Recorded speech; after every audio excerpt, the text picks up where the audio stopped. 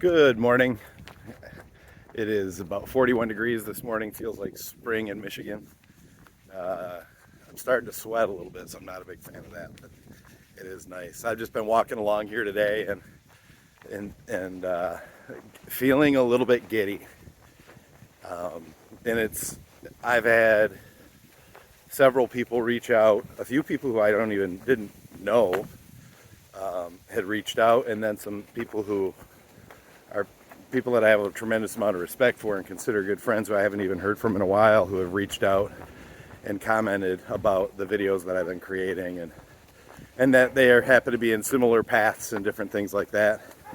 But when I did it, I obviously, one of the reasons why I struggled to get started was that social pressure and kind of the fear of criticism or just wondering why. Like, why would anyone even want to listen to this stuff?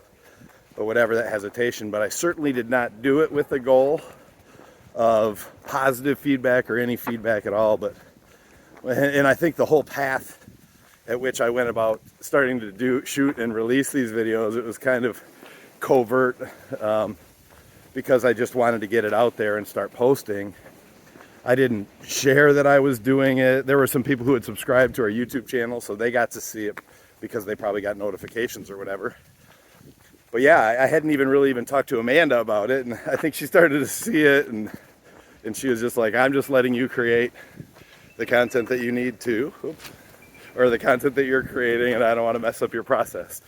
But yeah, I started slowly, and I think that, as I think back to almost anything I've embarked upon, that's kind of that slight little hesitation that I enter into the upfront process. And there's some reason why. And I really think as I was starting this, a lot of that fear of criticism I already wiped out once today.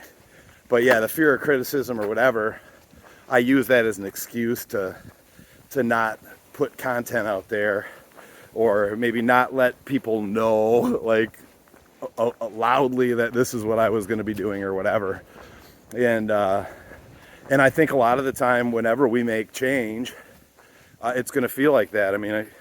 We all get tagged with midlife crisis when we're us geezers up here over 50, when we want to change in life direction.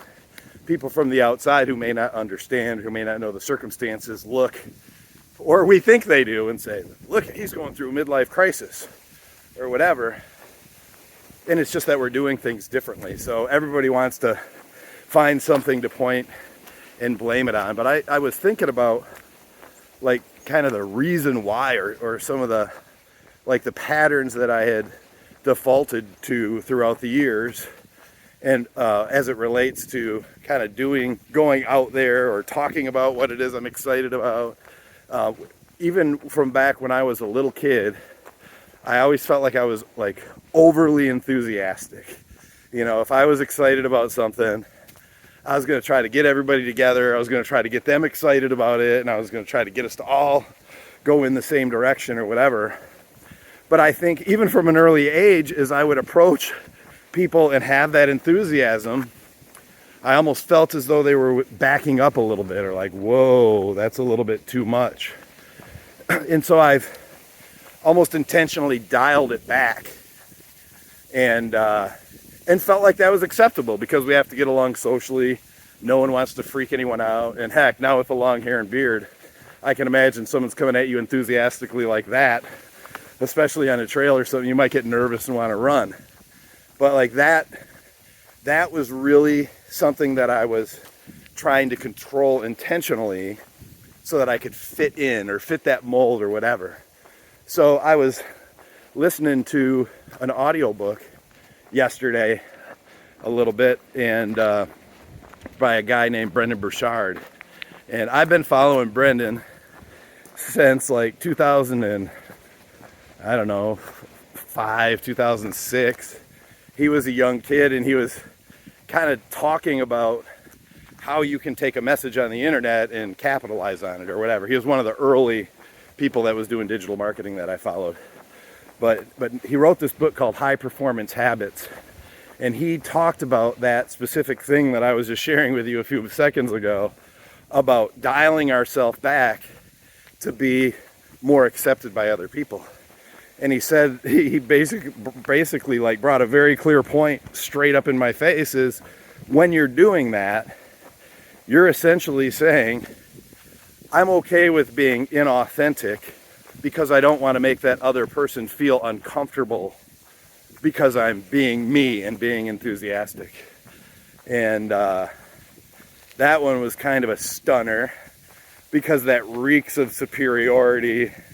It reeks of all the ickiness in my mind and in my meaning making system that I don't like, but it does make a whole lot of sense on another level. So that's one of the things, as going forward, and as now that I've turned 50 and I'm going into that second half of my life, I really want to be intentional about being authentically me. And I'm going to have those little moments where I don't say anything about launching a video series or whatever, so I'll default back into those old patterns.